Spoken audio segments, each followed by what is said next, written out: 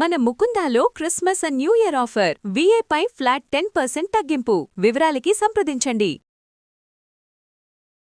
నమస్తే అమ్మా. నమస్తే తల్లి. కొంతమంది వైఫ్ అయినా హస్బెండ్ అయినా మేల్ అయినా ఫీమేల్ అయినా కొన్ని పెళ్లి కాకపోయినా బాయ్ ఫ్రెండ్ గర్ల్ ఫ్రెండ్ ఎవరైనా సరే అనుమానం రాగానే ముందు ఈ మధ్య ఫోన్ ఒక అస్త్రంగా తీసుకున్నారు. రాగానే ముందు ఫోన్ చెక్ చేస్తూ ఉంటారు. అది కరెక్టేనా? అసలు ఫోన్ చెక్ చేయడానికి అవకాశం ఎందుకు ఇస్తున్నారు వీళ్ళు? నా ఫోన్ నా దగ్గర పెట్టుకోవాలి, అవతల వాళ్ళ చేతికి ఎందుకు ఇవ్వాలి? అసలు ఇవ్వలేదంటే ఇంకా బలంగా అనుమానం ఫిక్స్. కానీ అనుమానం ఉన్న చోట, నమ్మకం లేనటువంటి చోట ప్రేమాభిమానాలు లేవు.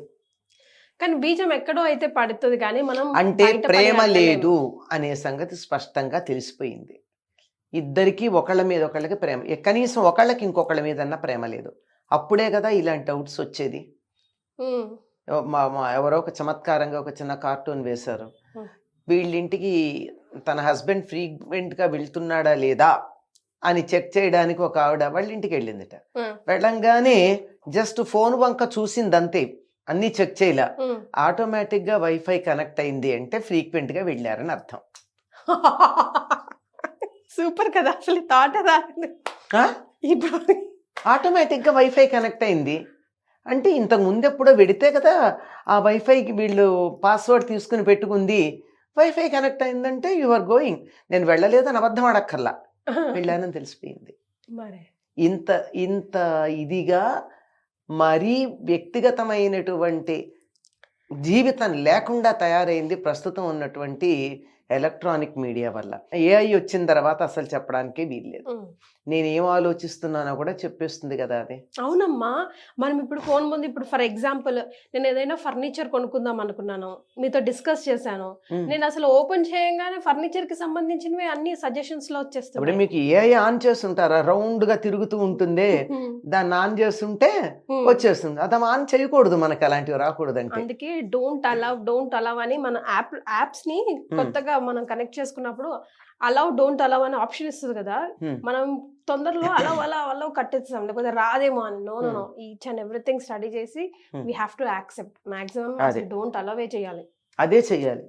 ఎందుకంటే మాలాంటి వాళ్ళకి అస్సలు టెక్నాలజీ గురించి ఎక్కువ తెలియదు. అందువల్ల అది ఏదన్నా వస్తే తెలిసిన పిల్లల్ని అడిగి యాక్సెప్ట్ చేయాలా వద్దా అని అడిగి ఆ తర్వాత యాక్సెప్ట్ చేస్తాం. అదన్నాడు మా తెలివి అంతవరకే. ఎందుకంటే అడిగి తెలుసుకుని చేయడం వరకు, అడగకుండా చేసేవాళ్ళు ఇబ్బంది పడుతున్నారమ్మా. అంచేత అపనమ్మకం అన్నది రాకుండా ఉండాలమ్మా.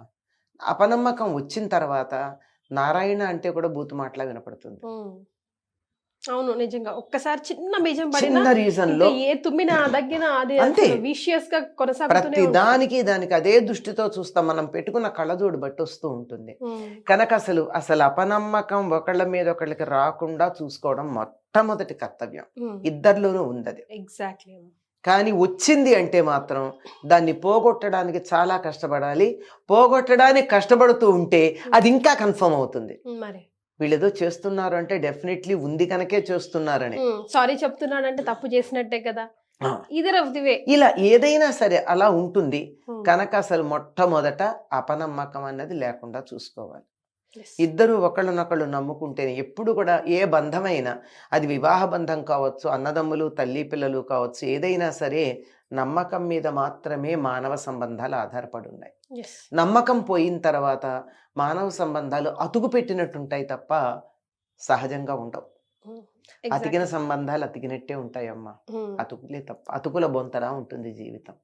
కనుక అలా ఫోన్లు చెక్ చేయడం, వాళ్ళ అభిప్రాయాలు చూసుకోవడం, ఇంకా తెలివిగా ఏం చేస్తారు, మా ఫోన్ చెక్ చేస్తున్నారంటే మన అనుకూలమైనటువంటి మెసేజ్లు పంపమని ఎవరికన్నా చెప్పి ఫోన్ అక్కడ వదిలిపెడతారు.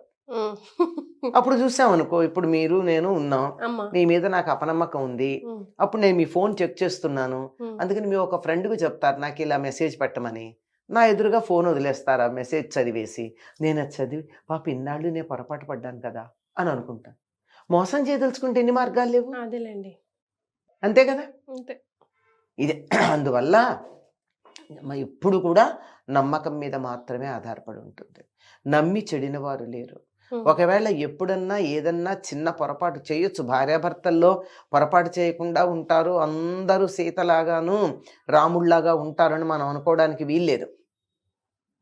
మనం కాదు కదా, సీతారాములం కాదు మనం ఎవరం. అమ్మా ఆ స్థాయికి పెడితే ఉండొచ్చు ఎవరో ఒక ఎవరూ లేరని కూడా నేను చెప్పను, ఉంటారు కొద్దిమంది, కానీ అందరూ కాదు కదా. అలా కానప్పుడే కదా ఇటువంటి అనుమానాలు వచ్చేది. అలా వచ్చేటప్పుడు వీలైనంత వరకు అనుమానాలు రాకుండా చూడటమే కాదు, వచ్చినా దాన్ని నేరుగా అడిగి నివారించుకోవాలే తప్ప ఈ దొంగతనంగా చెక్ చేయడం ఉండదు. దొంగతనంగా చెక్ చేయడం మొదలు పెడితే దానికి తగినటువంటి పద్ధతులు వీళ్ళు చేస్తూ ఉంటారు. ఎవరో ఒకళ్ళు చమత్కారంగా చెప్పారు, హఠాత్తుగా ఈ 25 ఏళ్ల నుంచి లేనటువంటిది ఏదో నీ భర్త నీకు సర్ప్రైజ్గా నగ కొని ఇచ్చాడు అంటే కొంచెం ఆలోచించమన్నారు. అడగకుండా కొని తెచ్చాడంటే మరి అనవసరంగా నువ్వు చాలా అందంగా ఉన్నావు అని పొగడ్డం మొదలుపెట్టాడు అనుకో, ఆలోచించాలి. ఇన్నాళ్ళు 25 ఏళ్ల నుంచి కనపడని అందం వాళ్ళు ఏం కనపడింది ఇప్పుడు వృద్ధాప్యం వచ్చాక అని ఆలోచించాలా అక్కర్లేదా? అది ఇవి సంకేతంగా ఉండేవి. దీన్ని బట్టి ఏమిటి వ్యవహారం అని అడిగేటటువంటి తెలివిగల వాళ్ళు ఉన్నారు. Vice versa. ఇది మీ అంత గొప్పవాళ్ళు లేరండి, మీలాగా నన్ను ప్రేమగా చూసుకునే వాళ్ళు లేరు అని కొత్తగా పొగడ్డం మొదలుపెట్టింది భార్య అంటే కొంచెం ఆలోచించాలి కదా. దాల్ మే కుచ్ కాలా హై. అది ఆలోచించాల్సిన అవసరమే ఉంటుంది. ఇవి పైకి కనపడేటటువంటి సంకేతాలు. వీటిని ఏమిటంటారంటే కాన్షియస్ క్లియరెన్స్ అంటారు. చేసిన తప్పుని ఏదో రకంగా మట్టు పెట్టుకునేటటువంటి పద్ధతి.